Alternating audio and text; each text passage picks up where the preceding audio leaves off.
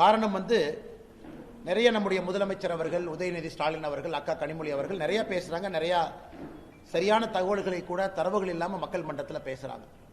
அதையெல்லாம் கூட தினமும் மக்கள் மன்றத்தில் உண்மையை சொல்லணும். ஏன்னா வாக்கு செலுத்தக்கூடிய தமிழக மக்கள் ஒரு இன்ஃபார்ம்டு சாய்ஸ் யோசிச்சு வாக்களிக்கணும் அப்படிங்கறதுக்கான முயற்சி. இன்று பாரதிய ஜனதா கட்சியினுடைய எல்லா வேட்பாளர்களும் மொத்தம் 27 இடத்துல பாரதிய ஜனதா கட்சி போட்டியிடுதுங்க. 26 வேட்பாளர்கள் இன்னைக்கு வேட்புமனு தாக்கல் பண்ணியிருக்கிறாங்க. ஒரு பாரதிய ஜனதா கட்சியினுடைய வேட்பாளர் ஏப்ரல் 4ஆம் தேதி தாக்கல் பண்ணியிருக்கிறாங்க. மொத்தமாக மாநில தலைவர் அண்ணன் நயினார் நாகேந்திரன் அவர்கள், அக்கா திருமதி வானதி ஸ்ரீனிவாசன் அவர்கள், மயிலாப்பூர்ல தமிழிசை சவுந்தரராஜன் அக்கா அவர்கள் உள்ளிட்ட நம்முடைய மூத்த தலைவர்கள் எல்லோரும் வெற்றிகரமாக வேட்புமனுவை தாக்கல் செஞ்சிருக்கிறாங்க. அது மட்டும் இல்லை, இன்னைக்கு நம்ம இந்தியாவிலிருந்து பாரதிய ஜனதா கட்சியினுடைய மூத்த தலைவர்களும் இந்த வேட்புமனு தாக்கலின் போது கூட பங்கெடுத்திருக்கின்றார்கள். கோயம்புத்தூர்ல ராஜஸ்தான் மாநிலத்தினுடைய முதலமைச்சர் கோயம்புத்தூரில் அக்கா வானதி ஸ்ரீனிவாசன் அவர்களோடு பங்கெடுத்திருந்தார்கள். தேவேந்திர பட்னவிஸ் அவர்களும் தமிழகத்தில் இன்னைக்கு மதுரை அந்த பகுதியில் அவங்களும் பங்கெடுத்தாங்க. மூத்த அமைச்சராக இருக்கக்கூடிய பியூஷ் கோயல் அவர்கள் பங்கெடுத்திருந்தார்கள். திரு சுரேஷ் கோபி அவர்களும் தமிழகத்தில் சதன் பாட்டில் அவங்களும் பங்கெடுத்திருந்தார்கள். ஸோ நல்ல உற்சாகத்தோடு மக்களுடைய ஆசீர்வாதத்தோடு பாரதிய ஜனதா கட்சியினுடைய தலைவர்கள் வேட்புமனு அளித்திருக்கின்றார்கள். நிச்சயமாக ஒரு பெரிய மாற்றம் இந்த முறை வரும். அனைத்து இந்திய அண்ணா திராவிட முன்னேற்ற கழகம் தலைமையிலான தேசிய ஜனநாயக கூட்டணி 210 இடங்களை தாண்டி 234 ஆட்சி அமைப்போம் என்கின்ற முழு நம்பிக்கை எங்களுக்கு இருக்கு. அதே நேரத்தில் கடந்த 3-4 நாட்களில் முதலமைச்சர் அவர்கள் கோயம்புத்தூர் வந்திருந்தாங்க, வேற இடத்துக்கு வந்திருந்தாங்க, நிறைய கேள்விகள் வைத்திருந்தாங்க. அதற்கான பதிலை சொல்ல வேண்டிய கட்டாயம் இப்ப எங்களுக்கு இருக்கு. முதலமைச்சர் அவர்கள் தொடர்ந்து பேசுவது இந்த FCRA அமெண்ட்மெண்ட் பில்லை பத்தி பேசுறாங்க. இன்னைக்கு அது பாராளுமன்றத்தில் நடைமுறையில் இல்லை என்றாலும் கூட இன்னைக்கு நம்முடைய அரசு அந்த டிஸ்கஷன் நம்ம வாபஸ் வாங்கி இருக்கிறோம். ஆனால் கேரளாவிலிருந்து வேறு பகுதியிலிருந்து இந்த பாரதிய ஜனதா கட்சி கூட கேட்டிருந்தாங்க. நிறைய எதிர்க்கட்சி இன்னைக்கு நிறைய பொய் பேசுறாங்க சம்பந்தமாக. அது தமிழக மக்களுக்கு தெரியும். இன்னைக்கு FCRA என்பதே கொண்டு வரப்பட்டதே காங்கிரஸ் ஆட்சியில். FCRA என்பது ஃபாரின் கான்ட்ரிபியூஷன் ரெகுலேஷன் ஆக்ட். வெளியிருந்து யாராவது பணம் கொடுக்குறாங்கன்னா, அது எங்க இருக்கக்கூடிய NGO அந்த பணத்தை வாங்குறாங்கன்னா அது முறையான முறையில் வாங்கணும் என்பதற்காக திருமதி இந்திரா காந்தி அவர்கள் எமர்ஜென்சி சமயத்தில் வெளியிருந்து பணத்தை கொடுத்து உள்நாட்டில் ஒரு கழகத்தை ஏற்படுத்தக்கூடாது என்பதற்காக FCRA சட்டத்தை முதலாக 1976 கொண்டு வந்தாங்க. அதன் பிறகு FCRA சட்டத்தை மேஜராக கொண்டு வந்த சட்ட திருத்தமும் கூட 2010 அப்பொழுதும் காங்கிரஸ் DMK தான் சட்ட திருத்தத்தை கொண்டு வந்தாங்க. அதன் பிறகு 2016, 18, 20 வேறு காலகட்டத்தில் சிறு திருத்தம் நாம் செய்திருந்தாலும் கூட 2026 ஒரு அமெண்ட்மெண்ட் நம்ம கொண்டு வந்திருக்கோம். குறிப்பாக ஒரு FCA நிதி மூலமாக இருக்கக்கூடிய ஒரு NGO அமைப்பு அவங்களுக்கு லைசன்ஸ் கேன்சல் ஆயிடுச்சு, அப்பீலுக்கு போறாங்க. அப்பீல்லையும் அவங்களால முடியல, அல்லது அவங்க ஒரு ஃப்ரெஷ் ரெஜிஸ்ட்ரேஷன் கிடைக்கல, அல்லது ரெஜிஸ்ட்ரேஷனை ரெனியூவல் செய்ய முடியல அப்படின்னா என்ன ஆகும் என்பதற்கான ஒரு சட்ட திருத்தம். இது யாருக்கும் எதிரானது கிடையாது. ஆனால் தமிழகத்தில் முதலமைச்சர் பார்த்தீங்கன்னா இது சிறுபான்மையினருக்கு எதிரானது, கிறிஸ்டியன் கம்யூனிட்டிக்கு எதிரானது அப்படிங்கிற பொய் பிரச்சாரத்தை பேசுறாங்க. FCRA எல்லாருமே வச்சிருக்கிறாங்க, எல்லா அமைப்புகளும் வச்சிருக்கிறாங்க. வெளியிருந்து நிதி வந்து உள்ளே வேலை செய்யக்கூடிய எல்லோருக்கும் FCRA லைசன்ஸ் இருக்கு. ஆனா இதிலும் கூட திரும்ப மைனாரிட்டி என்கின்ற போர்வையில முதலமைச்சர் அவர்கள் ஓட்டு வேட்டை நடத்தி கொண்டிருக்கின்றாரோ தவிர எந்த இடத்திலும் கூட உண்மையை பேசல.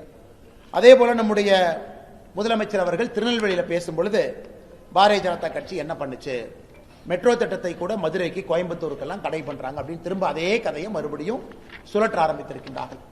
உங்களுக்கு தெரியும், அதிகாரப்பூர்வமாக தமிழ்நாடு பாரதிய ஜனதா கட்சி கோயம்புத்தூர் மதுரைக்கு மெட்ரோ வேண்டும்.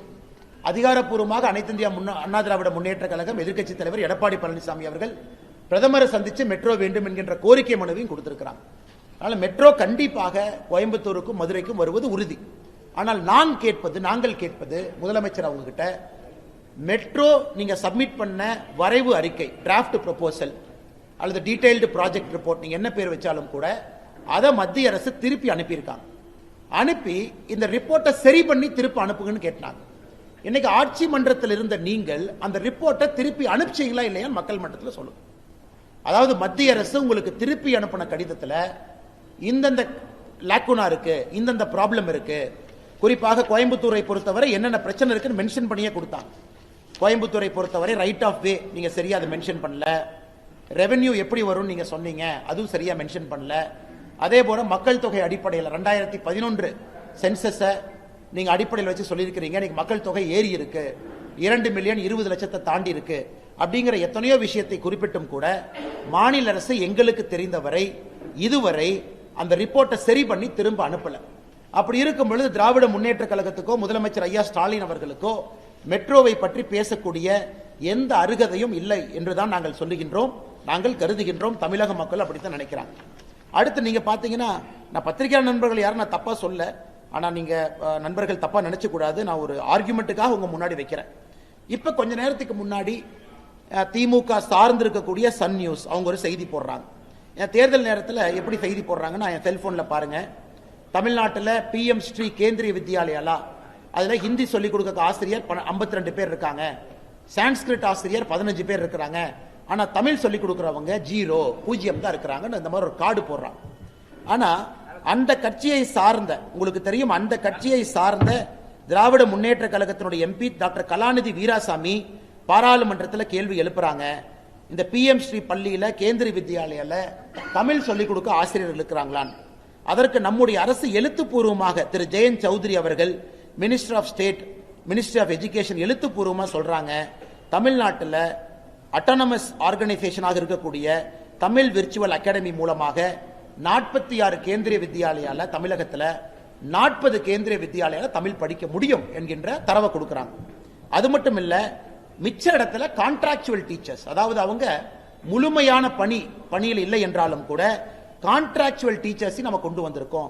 31 கேவியில நேரடியா பிசிக்கல் மோடுல, ரிமைனிங் கேவியில விர்ச்சுவல் மோடுல, 46 கேவியில 40 கேவியில தமிழ் மூலமாக படிக்க முடியும். அப்படி அதிகாரப்பூர்வமாக நாம் ஒரு திராவிட முன்னேற்ற கழகத்தினுடைய எம்பி அவர்கள் எழுப்பியிருக்கக்கூடிய கேள்விக்கு நம்ம பதில் சொல்றோம். ஆனா இன்னைக்கு திட்டமிட்டு ஊடகத்துல தவறான செய்திகளை அவங்க பரப்பும் பொழுது, அது மக்கள் மன்றத்தில் இந்த எலெக்ஷன் நேரத்தில் அது மக்கள் அந்த செய்தியை பார்க்கும் பொழுது ஏதோ பாரதிய ஜனதா கட்சி தமிழுக்கு எதிராக இருக்கிறது, தமிழ்நாட்டுக்கு எதிராக இருக்கிறது அப்படிங்கிற பிம்பத்தை ஏற்படுத்தும். அதனால் நாங்கள் தேர்தல் ஆணையத்துக்கும் இந்த நேரத்தில் நாங்கள் கம்ப்ளைண்ட் பண்ண இருக்கிறோம். குறிப்பாக இந்த ஊடகத்தில் தவறான ஒரு செய்தியை தேர்தல் நேரத்தில் வேண்டுமென்றே போடுவது ஊடக தர்மத்திற்கும் எதிரானது, அதே நேரத்தில் தேர்தல் நடத்தை விதிக்கும் எதிரானது என்பதை எங்களுடைய சென்னையில் இருக்கக்கூடிய தலைவர்களுக்கு பிளாக் பண்ணியிருக்கோம். முக்கிய தலைவர்கள் எலெக்ஷன் கமிஷனோடு கான்டாக்ட்ல இருக்கிறாங்க. அவங்களும் போய் இன்னைக்கு தேர்தல் ஆணையத்தில் கொடுத்து சட்டப்படி நடவடிக்கை எடுக்க வேண்டும் என்று சொல்வார். அடுத்து முதலமைச்சர் அவர்கள் கோயம்புத்தூருக்கு வந்திருந்த பொழுது திரும்ப அதே புராணத்தை பாடிட்டு போயிருக்கிறாங்க. கோயம்புத்தூருக்கு பாரதிய ஜனதா கட்சி எதுவுமே செய்யல, நாங்க எதுவுமே செய்யல. அந்த கேள்விக்கு பதில் சொல்றதுக்கு முன்னாடி இன்னொரு கேள்வியை நான் சொல்றேன். இன்னைக்கு கோயம்புத்தூருக்கு செந்தில் பாலாஜி அனுப்பிச்சிருக்காரு கோயம்புத்தூர் தெற்கு தொகுதியில் போட்டியிடுவதற்கு. கரூர்ல என்ன சொல்றாரு முதலமைச்சர், கரூர் எல்லாம் சுத்தி வளைச்சிட்டாரு, எதுவுமே விட்டு வைக்கல, என்ன சுத்தி வளைச்சாருன்னு எனக்கு தெரியலீங்க, அதனால இப்ப கோயம்புத்தூர் பக்கம் சுத்தி வளைக்கிறதுக்கு அனுப்புறோம்.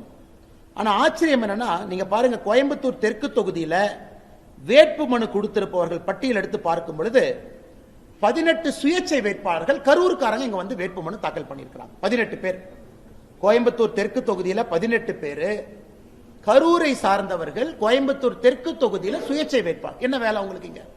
அவங்கள படிச்சீங்கன்னா வேட்பு மனு தாக்கல் பண்ணவங்க சுயேட்சை பார்த்தீங்கன்னா விக்னேஸ்வரன், TNHB காந்தி கிராமம் கரூர், முகமது இஸ்மாயில், கண்ணார சந்து, மாவடியான் கோவில் தேரு Karur, Babu 444D railway colony Karur, Praveenkumar Arunachalam Nagar Pasupathi Palayam Karur, Suryakumar DSP quarters, எல்லாமே TNHB சுத்தியே தாக்கல் பண்ணியிருக்கிறாங்க கரூர், பெருமாள் கோவில் ஸ்ட்ரீட், நெரூர் ராஜபாண்டியன், இந்த மாதிரி விஜயன், ஜோதிவடம் ஈஸ்ட் ஸ்ட்ரீட், உப்படமங்கலம் கரூர்.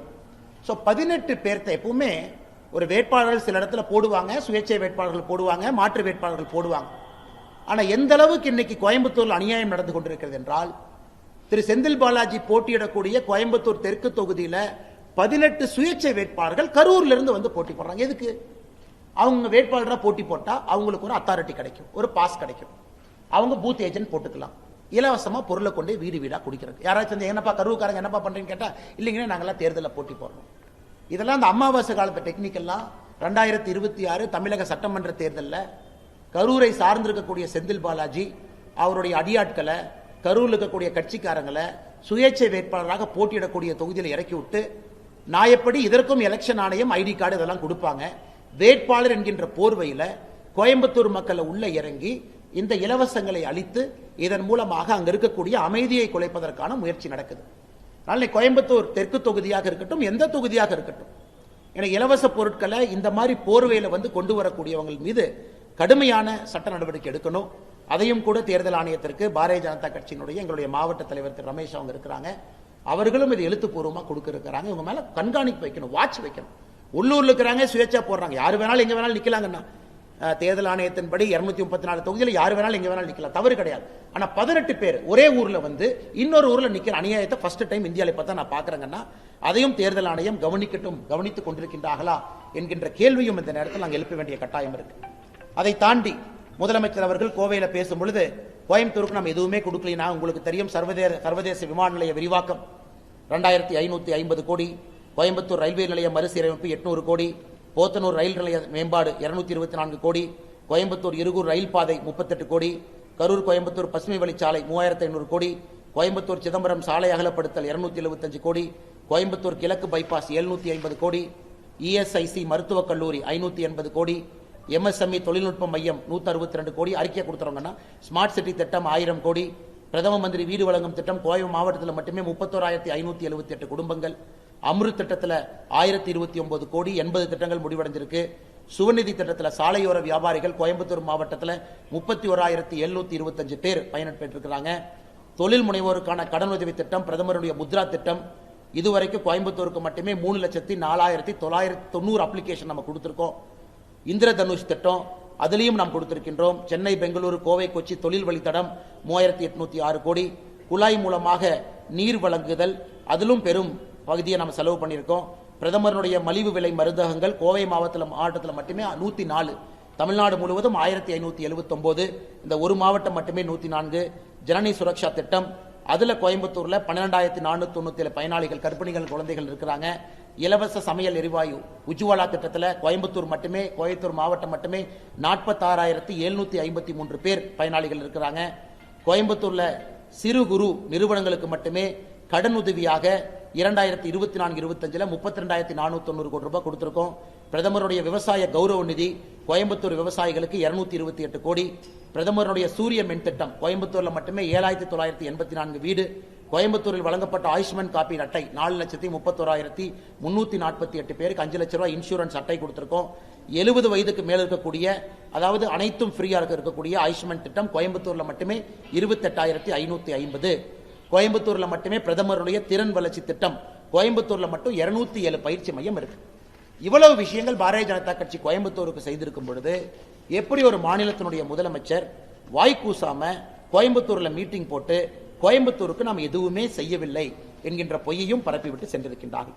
ஆனால் அருமை சொந்தங்களே, பத்திரிகை நண்பர்களே, நாங்க தொடர்ந்து இந்த டெய்லி நடக்கக்கூடிய பத்திரிகையாளர் சந்திப்பில் திரு முதலமைச்சர் அவர்களாக இருக்கட்டும், எதிர்க்கட்சி நண்பர்கள் சொல்லக்கூடிய பொய்யை உடனுக்குடன் உங்களுக்கு நாங்கள் சொல்றோம்.